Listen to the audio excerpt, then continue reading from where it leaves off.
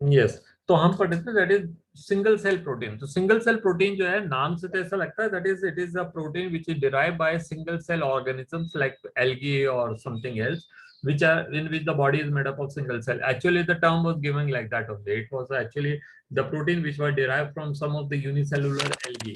Unicellular is not algae no more now, आज की तारीख के हिसाब से अब तो वो प्रोटिस्ट हो गया, बट पहले उनको एल्गी कहते थे। जो ग्रीन कलर के प्लांट पानी में उगते थे उनको सबको एल्गी कहते थे। तो वो they were called algae that time, तो एससीपी नाम दिया उनको।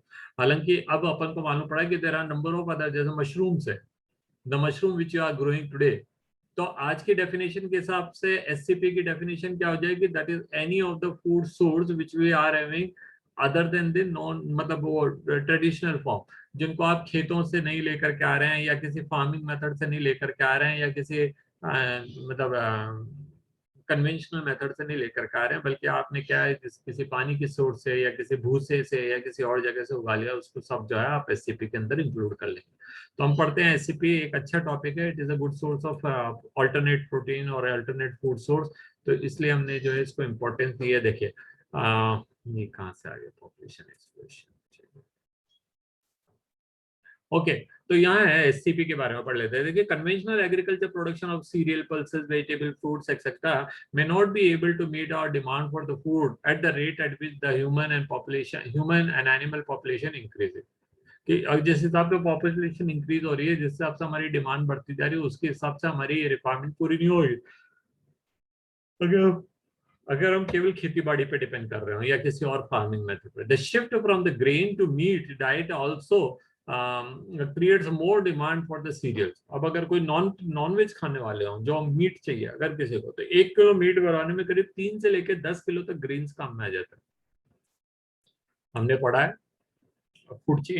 फूड चेन में हमने पढ़ा है कि मतलब 10% लॉ लगता है। तो अगर हम अब पढ़ रहे हैं कि जो मतलब जो जो जो एनर्जी किसी प्लांट ने बनाई है, when the plant is been consume by the herbivore is getting only 10% of that energy.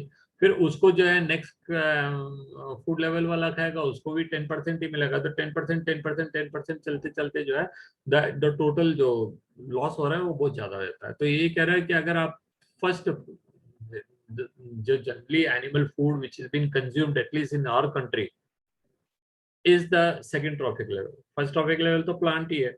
अब कोई खाने वाला क्या खाएगा, मुर्गी खाएगा, बकरी खाएगा, शीप खाएगा, या कुछ और प्लांट मतलब कोई किसी और टाइप का पोल्ट्री बर्ड खाएगा। ये सब तो जो है ग्रेन्स के ऊपर डायरेक्ट फीड करने वाले। तो अगर हम 10% वाला सिंपल लॉ भी लगा देते हैं तो 10 kg न्यूट्रिएंट चाहिए होगा, तब पे जाकर के उनका 1 kg बॉडी वेट बनेगा। ठीक है, तो ये कह रहा है कि that is it also create more demand for the cereals. अगर हम चाहें कि भाई मुर्गी 1 किलो की मुर्गी हो जाए, तो मेरे को कम से कम 10 किलो दाने खिलाने पड़ेंगे उसको डे, मतलब नंबर ऑफ डेज, तब कहीं जाके मुर्गी का वजन 1 किलो बनेगा। And then when I kill it and I get it, तो मेरे को 1 किलो मतलब चिकन मिलेगा। तो that is not a very good idea. ठीक है, तो ये कह रहा है देखिए, तो the shift from the grain to meat diet also create demand for the cereals, as it takes 3 to 10 kg of grains to produce 1 kg of meat by animal farming. Can you explain? तो मैंने आपको explain कर दिया इसका, है ना। इसका मैंने रीजन आपको बता दिया, why because मतलब जनरली जो है वो फूड चेन के अंदर 10% लॉ फॉलो होता है। तो 10% लॉ के हिसाब से क्या है कि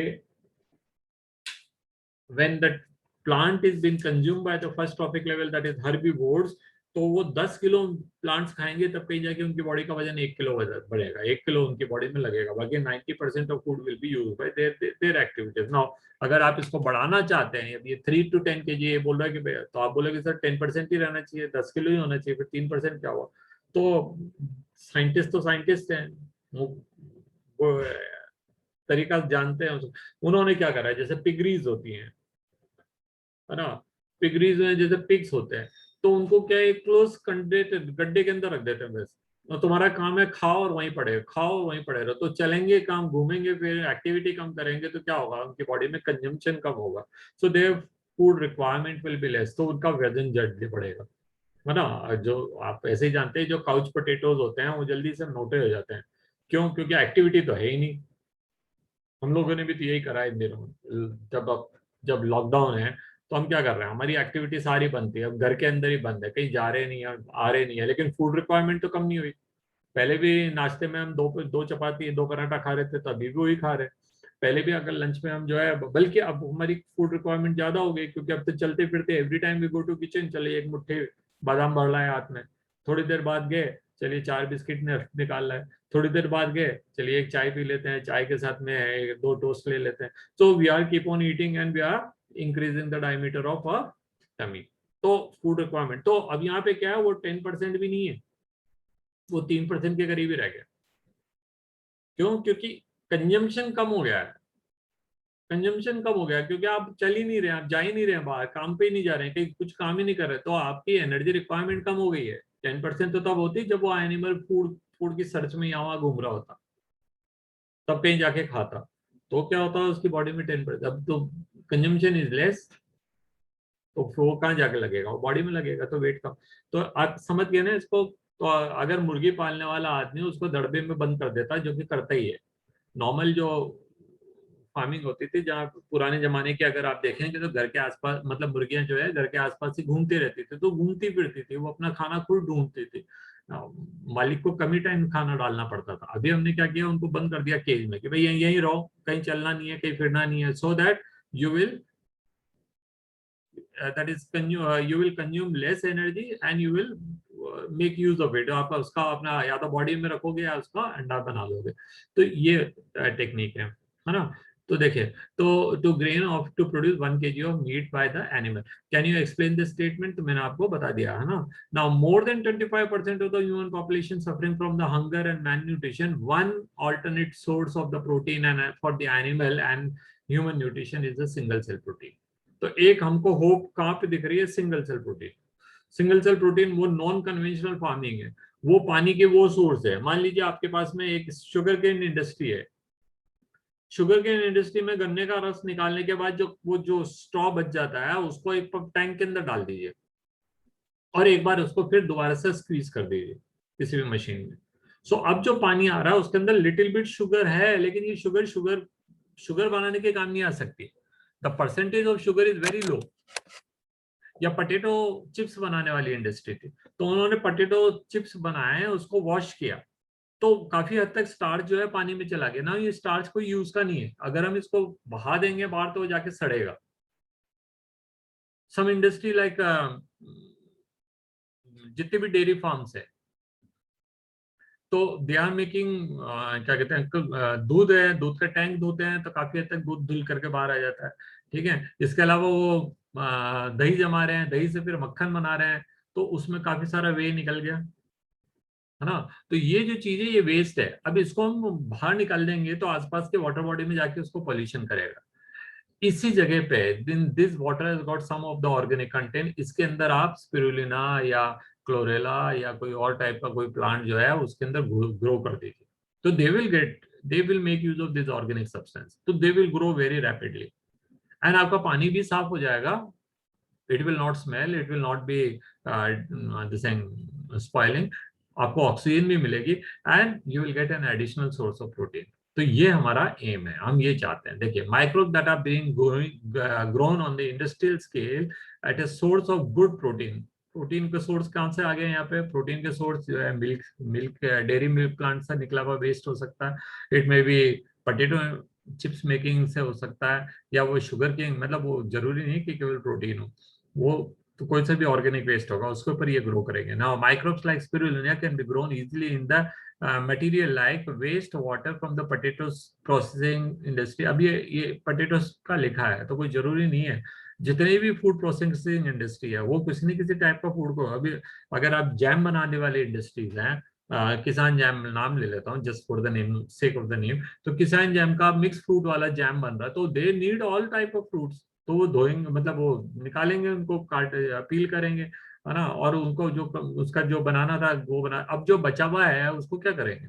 तो दे सिंपली डिस्कार्ड। हम क्या कह रहे हैं, आप उसको ऐसे मत निकालो, उसको थोड़ा एक पानी के अंदर डुबो के निकालिए, तो उसका जो अभी भी थोड़ा बहुत उसके अंदर न्यूट्रिएंट क्वांटिटी है वो उसके अंदर है, that will come in the water. Now ये वाटर रिच सोर्स है, इसके अंदर हम किसी भी टाइप का एससीपी ग्रो कर सकते हैं।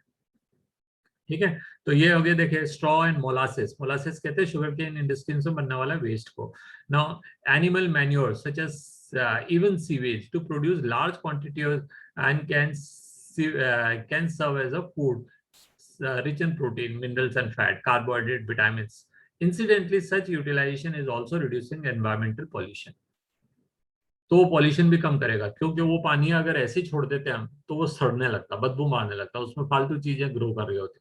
और दूसरा क्या है, वो इवन जो है उसके बीओडी भी कम कर देता, और उसमें कई सारे एक्वेटिक एनिमल होते हैं वो मर रहे होते हैं। अभी हमने क्या उसका फायदा निकाल लिया, हम स्पिरुलिना ग्रो करेंगे, वी विल रिमूव इट, हम उसको जमने नहीं देंगे वहां पे कि भाई वो जो है बीओडी कम कर दे और क्या कहते हैं यूट्रोफिकेशन कर ले। ये टर्म्स हम लास्ट वाले चैप्टर में पढ़े, ठीक है। तो हमको एडिशनली ऑक्सीजन मिल गया, हमको एडिशनल फूड मिल गया, हमारा पानी साफ हो गया, और ऐसे सोर्स से हमको फूड मिल रहा है जो सोर्स जनरली काउंट ही नहीं हो रहा था।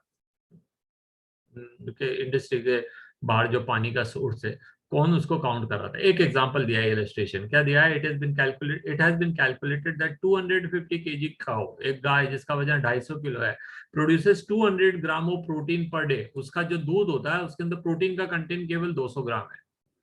अगर वो मान लीजिए 5 किलो दूध देती है, तो 5 किलो दूध के अंदर मेजर तो वाटर हो गया, उसके बाद कुछ चीजें दूसरी चीजें हो गई, है ना। उसके अंदर जो प्रोटीन है जिसको आप पनीर के फॉर्म में निकालेंगे, और पनीर के अंदर भी सारा प्रोटीन नहीं होता है, एक सर्टेन अमाउंट प्रोटीन है, वो प्रोटीन कितना है, केवल 200 ग्राम है। तो एक 250 किलो की गाय कितना सारा खाएगी, कितना भूसा खिलाओगे आप उसको, and ultimately you will gate 250 grams of protein. उसकी जगह पे आप उसी 250 किलोग्राम माइक्रो ऑर्गेनिजम्स ले लीजिए, जैसे माइक्रोफाइलस और methylophilus etcetera, can produce its high rate of biomass production and grow that growth can be expected that 25 tons of protein. अगर आप माइक्रो ऑर्गेनिजम्स को ग्रो करेंगे ना, आप जानते हैं कि माइक्रो ऑर्गेनिज्म जो है वो केवल वो 30 मिनट से 1 घंटे के अंदर डबल हो जाते हैं, ठीक है, एंड दे कैन प्रोड्यूस। तो अगर आप उतना ही 250 किलो अगर आप एल्गी ले आया और उसको आपने किसी पानी के अंदर छोड़ दिया, तो वो बहुत तेजी से मल्टीप्लाई होंगे।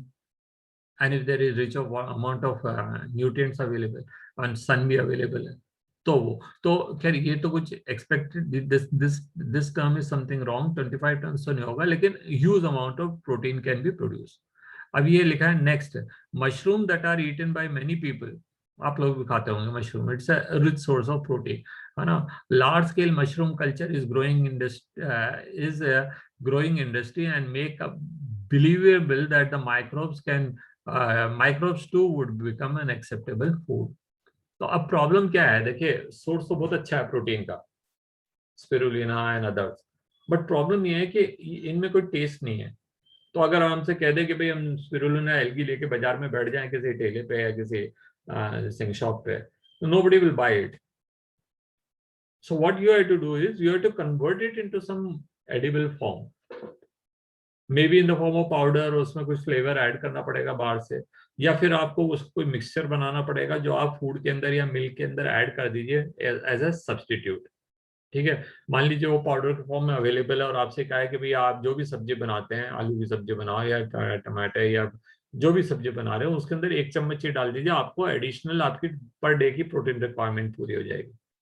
तो that way it can be average good food. आप डायरेक्ट उसके लिए सोचेंगे कि भाई हम आप ये बना देंगे, मशरूम तो खा लेते हैं, मशरूम तो जो है मतलब इट्स हाई वर्ल्ड के हाई एंड डेलिकेसी है, बहुत महंगा मिल रहा है। अगर आप 200 ग्राम मशरूम का पैक लेने जाते हैं बाजार में, कहीं से 70 रुपए से कम नहीं मिलता है।